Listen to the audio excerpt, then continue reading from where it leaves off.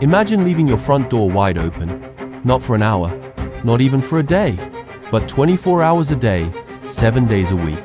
You let everyone in, strangers with muddy boots, people screaming at each other, thieves hunting for something to steal. You would never do this to your home. You know what would happen?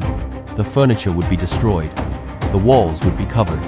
The peace would evaporate. Yet, this is exactly what you're doing to your mind every single time you scroll into a TikTok comment section. You're leaving the door to your cognitive sanctuary wide open, and you're letting the internet's sewage dump itself directly into your living room. We need to talk about something that's quietly destroying an entire generation's intelligence. It's not the short-form videos. It's not the dancing or the skits. It's what happens immediately after. It's the obsession with the scroll beneath the scroll, that irresistible pull toward the comments. Recent behavioral studies reveal something chilling. Nearly 85% of users spend more time reading comments than watching the actual content. You pause the video halfway through. Your thumb rushes to the bottom. You're hunting for validation. You're searching for the savage roast. You're craving the drama. But here's the terrifying truth nobody wants to admit. You're not just reading text. You're engaging in something called negative social learning. You're literally rewiring your neural pathways to prioritize judgment over understanding and reaction over reflection. I used to think I was immune to this. I told myself I was just observing from a safe distance, reading the room like some kind of social scientist. But then I noticed something disturbing. The brain fog. The inability to finish a single page of a book without reaching for my phone. The realization that my first instinct when encountering anything new wasn't to understand it. It was to find the flaw, to spot the angle to criticize, to look for what's wrong. I was losing my capacity to think independently. I was becoming a hive mind drone. And if you're honest with yourself, you might be feeling it too. That creeping anxiety. That need to know what everyone else thinks before you form your own opinion. That's not just a habit. That's cognitive decay in real time. Over the next 10 minutes, I'm going to walk you through 5 biological signs that the comment section is rotting your brain. These aren't theories or guesses. These are neurological shifts happening in your prefrontal cortex right now. We'll examine how the dopamine loop of outrage has shrunk your attention span to less than 8 seconds. We'll look at how binary thinking is dismantling your capacity for empathy. And most importantly, I'll show you the only way to close the door, clean up the mess, and reclaim ownership of your mind. Because right now, you think you're the user, but the algorithm treats you like a pet. It feeds you treats when you bark. It ignores you when you're quiet. Let's find out who actually controls your mind. The first sign is what I call the Skimmer Effect. Think about the last time you watched a video longer than 60 seconds. Did you actually watch it through to the end before tapping the comment icon? Be honest. Most of us don't. We watch the first 5 seconds. We get the gist. Then immediately, almost involuntarily, our thumb drifts to the comments. We want the summary. We want the joke. We want to know what the herd thinks before we decide what we think. This feels efficient. It feels smart. But neurologically, you're training your brain to skip critical evaluation entirely. You're outsourcing your comprehension to a stranger named user123. You're teaching yourself that the consensus of the crowd matters more than the content itself. You stop analyzing the evidence. You stop listening to tone. You stop hunting for nuance.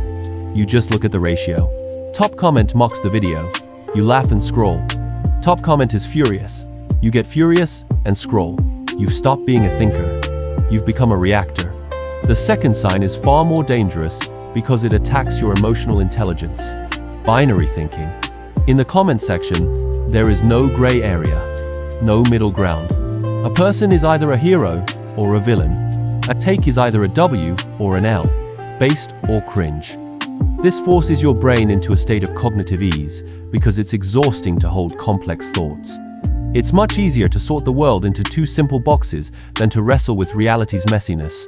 But real intelligence lives in the gray area. Real intelligence means understanding that a good person can say something wrong. Real intelligence means knowing that 2 opposing truths can exist simultaneously. When you spend hours in an environment that punishes nuance and rewards polarization, your brain actually loses the synaptic plasticity required to hold complex thoughts. You start seeing the real world through this binary lens. You judge your friends, your family, your co-workers with the same ruthless efficiency as a TikTok mob. You lose patience with explanations. You lose empathy for mistakes. You become a judgment machine. The third sign is the one that terrified me when I recognized it in myself: rage bait addiction. You find yourself scrolling through comments specifically hunting for the one that makes you furious. You ignore the 100 positive comments. You ignore the jokes. You hunt for the bad take. You hunt for the ignorance. Why? Because anger releases dopamine just like pleasure does, but it also floods your system with cortisol and adrenaline. It's a high arousal state. Your brain gets addicted to the rush of righteous indignation. You feel superior. You feel smarter than that person. You feel part of the correct moral tribe. This is the amygdala. Hijack your emotional center, hijacking your logical center. You spend mental energy rehearsing arguments against people you'll never meet. You type out furious paragraphs and delete them. Or worse, you post them and wait for the fight. This constant, low-level aggression drains your cognitive resources. You have less brain power for your work, your studies, your creative projects. You're spending your brilliance defending your ego in a virtual coliseum that doesn't matter. The fourth sign is subtle and changes who you fundamentally are: identity outsourcing. I watched a movie trailer once. I thought it looked incredible. I felt genuine joy. Then I opened the comments. The top comment said the lighting looked cheap and the acting was wooden.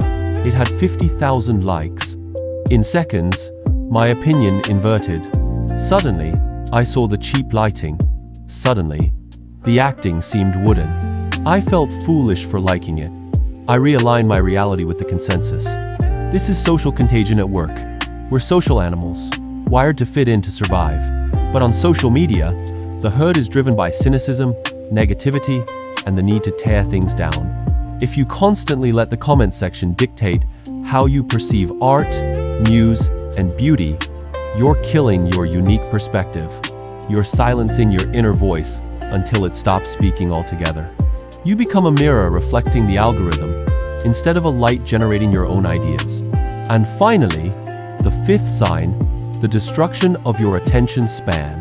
When you read comments while a video plays, you force your brain to multitask in the worst way possible. You're listening to audio while reading text. Your brain can't process both simultaneously, so it rapidly switches back and forth. This creates continuous partial attention. You're never fully present anywhere.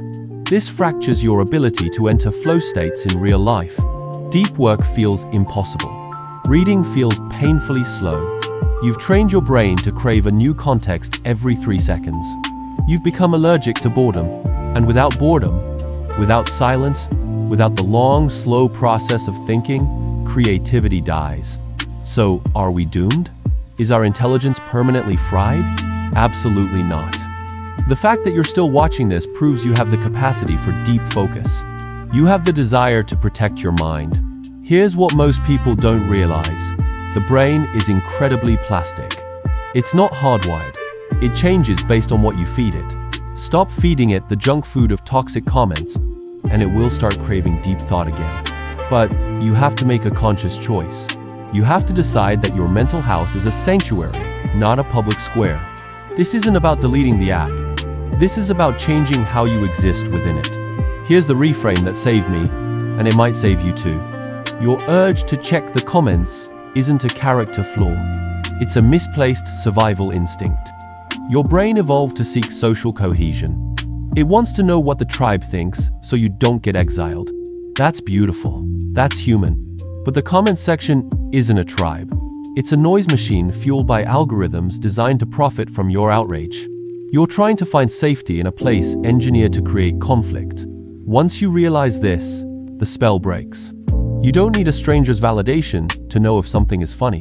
You don't need permission from a top comment to know if something is true. Trust your gut. Trust your eyes. Reclaim authority over your own experience. Here's my challenge to you. 7 days. That's all I'm asking. It's simple, but it will feel uncomfortable at first.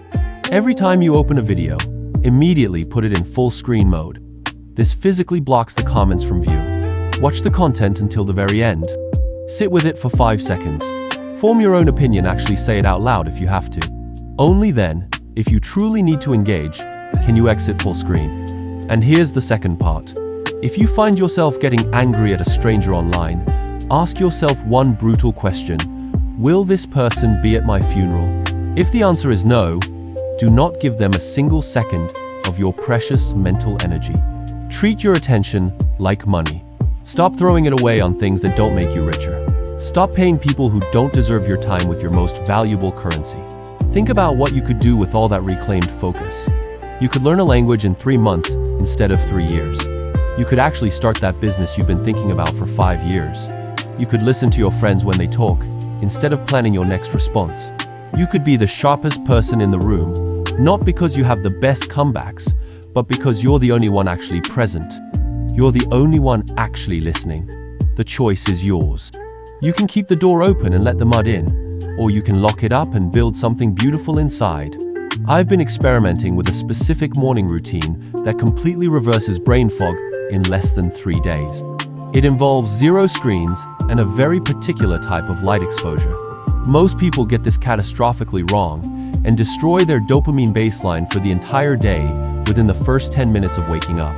In my next video, I'm going to break down exactly how to optimize your morning to bulletproof your focus for everything we talked about today.